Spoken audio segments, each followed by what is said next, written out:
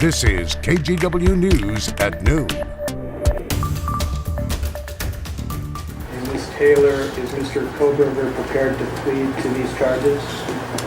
Your Honor, we will be standing silent. And because Mr. Koberger is standing silent, I'm going to enter not guilty pleas on each charge. Brian Koberger, the man accused of fatally stabbing 4 University of Idaho students last fall, has pleaded not guilty to the murder charges against him. Thanks for joining us. I'm Christine Pitawanich. Koberger's hearing lasted about 15 minutes in Moscow, Idaho, in a courtroom there. And as you just saw, Koberger chose to remain silent when it came time to enter a plea, which by law requires the judge to enter a not guilty plea for him. A grand jury indicted Koberger last week after determining there was enough evidence to file charges.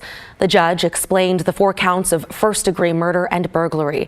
In Idaho, a first-degree murder conviction carries a maximum sentence of life in prison or the death penalty. Prosecutors now have 60 days to decide whether they will seek the death penalty for Koberger. The judge set a tentative trial date for October 2nd. Now to the Oregon coast, where police believe they found the body of the Beaverton High School senior who was presumed drowned near Cannon Beach. The body washed up at Tolovana Park yesterday morning. Crews had been searching for 18-year-old Jacob Stokes for nearly 10 days. A little over a week ago, he and a group of 3 friends were wading in shallow water when they were knocked down by a wave and got caught up in a riptide. A Cannon Beach Fire spokesperson said 2 of them got out on their own. Firefighters rescued a 3rd. Stokes was a senior at Mountainside High School in Beaverton and a member of the cross-country and track teams. He was set to go to Oregon State in the fall, and officials are just now waiting for the medical examiner to make an official ID. And in Cowlitz County, first responders rescued a man who was missing for 5 days. Yesterday morning, someone called 911 and said they saw tire tracks going off the road and also saw a small green truck at the bottom of a hill. Sheriff's deputies confirmed the truck matched the description of the one belonging to the man who was reported missing earlier in the week. Firefighters hiked through waist-deep brush, expecting the worst, but they found the 56-year-old driver still alive.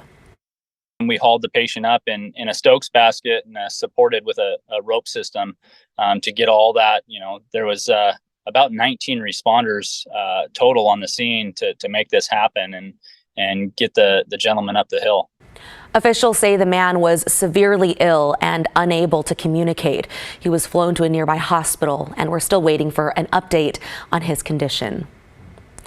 And we're hearing from a man who says a group of teenage skateboarders attacked him at Esther Short Park in Vancouver last week.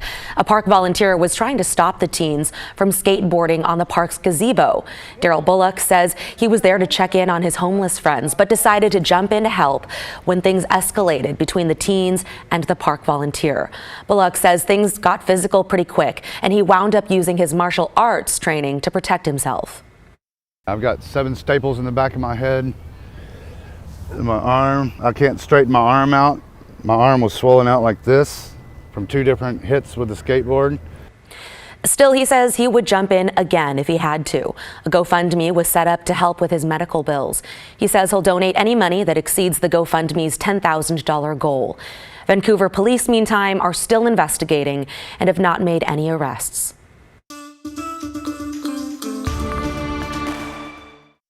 Absent: Bonham, Boquist, Finley, Hansel, Hayden, Knope, Linthicum, Robinson, Thatcher, Weber. 18 ayes. The call is removed. Colleagues, a quorum is not present. So that is a familiar phrase in Salem as the GOP Senate walkout reaches 14 days. Republicans seek to block Democratic bills on abortion, gender-affirming health care, and gun safety. Hundreds of other bills, including the biennial state budget, are also being held up. 10 senators have already accrued 10 absences, which means they're disqualified from re-election, according to a state law voters passed last year. The senators have vowed to challenge that law in court. Okay, to our weather now, something a lot of people have been talking about because it's much cooler than last week. Much cooler. You know, it was only 66 yesterday, and we're still, Christine, in that same batch of cooler air today.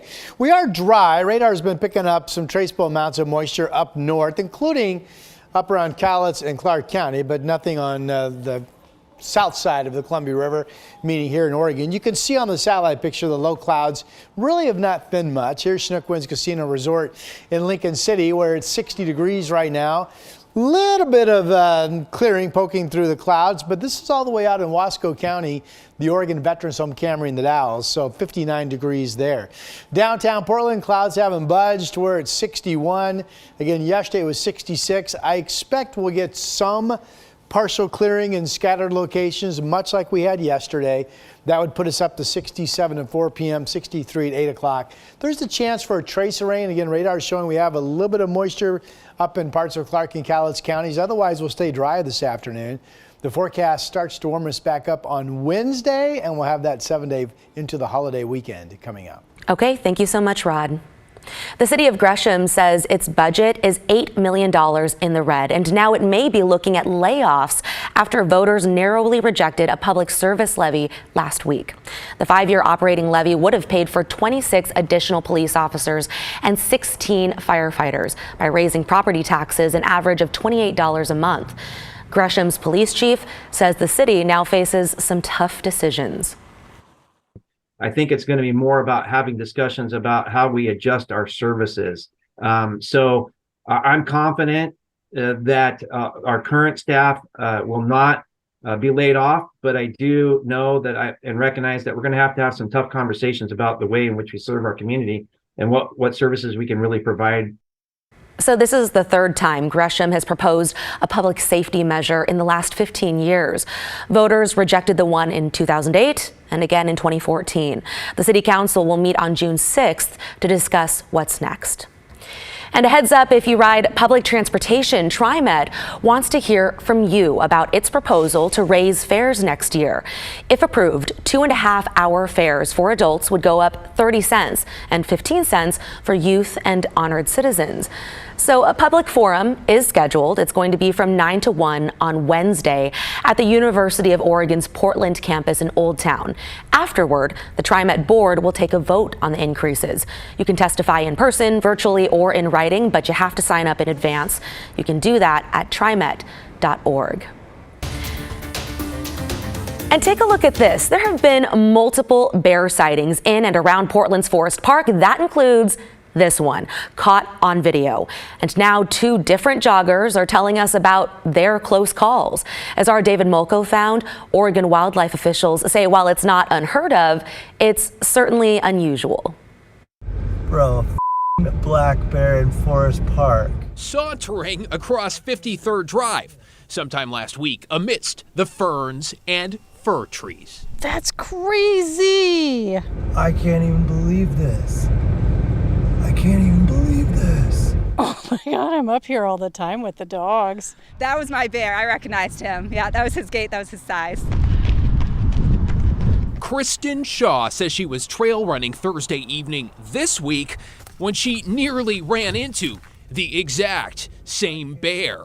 I stopped and I stood a bit wide, and he considered me, I considered him, but he didn't charge, so then I calmed down. And state fish and wildlife officials say they've had at least 4 recent black bear sightings in the area, including along Skyline, outside the park. If it's the same bear, which it probably is, but it's gotten into some unsecured garbage, it's gotten into some beehives. I put my arms out and wide. I said, "Bear, get away!" Exactly what you're supposed to do, say the experts.